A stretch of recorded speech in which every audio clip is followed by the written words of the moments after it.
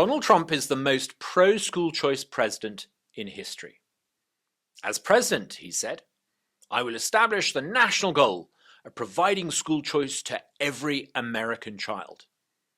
He went on to say, if we can put a man on the moon and win 2 world wars, then I have no doubt that we as a nation can provide school choice to every disadvantaged child in America.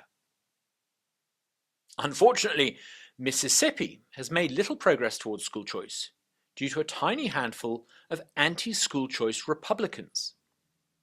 Even though 3 of our neighboring states, Alabama, Arkansas and Louisiana, now have school choice, we still don't.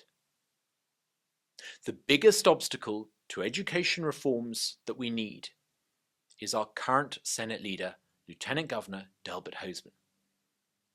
He's taken every opportunity to thwart efforts to achieve more parent power. Initially, Mr. Hosemann took to claiming that school choice would be unconstitutional. This is an erroneous argument, as a carefully prepared legal briefing note we circulated shows. Having conceded that there is indeed no constitutional barrier to school choice, our Lieutenant Governor began to search around for alternative excuses. School choice might not be possible because schools might not have the capacity, seems to be his latest excuse. That's why the draft bill we've been working on ensures that school boards get the final say as to their capacity. No one is forcing them to take more kids. Another excuse crumbles. One by one, the arguments invoked by anti-school choice Republicans to justify their inertia have been dismantled.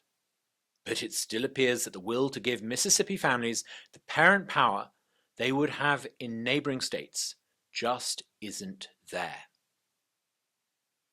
Why is a Republican lieutenant governor in a conservative state teaming up with progressive activist groups like the Parents Campaign and briefing leftist media outlets like Mississippi Today to thwart reform? Mr. Hosemann, I gather, has indicated he is flat out opposed to a tax credit. This means Mr. Hosemann is very likely to be on a collision course with the next president, whose team, I understand, is literally finalising plans for a federal tax credit right now. Will Mr. Hosemann continue to oppose a tax credit? Donald Trump has made it clear he wants to abolish the Federal Department of Education. Trump doesn't intend to dismantle power in DC only to hand it over to local bureaucrats in Jackson. He'd like to see parents have control over their child's education. If a handful of local Mississippi Republicans continue to kill off school choice, it died in committee is likely to be their next excuse. I suspect that the conspicuous absence of invitations to Mar-a-Lago may become the least of their worries. In a fight between anti-school choice Republicans and Team Trump, I imagine Trump will win. It certainly has support from local conservatives who voted conservative for years, but not always got a great deal to show for it. Perhaps part of the problem is that 1 or 2 of our anti-school choice Republicans have an unfortunate habit of never wanting to engage with anyone with different ideas to their own. That can become a bit of a problem if you don't actually have very many ideas of your own. I'm not sure that a policy on 4 semesters a year or cell phone usage in schools quite cuts it.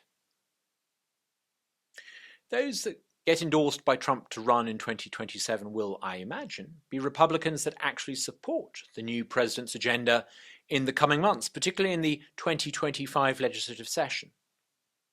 There's still time to get on board with school choice in Mississippi.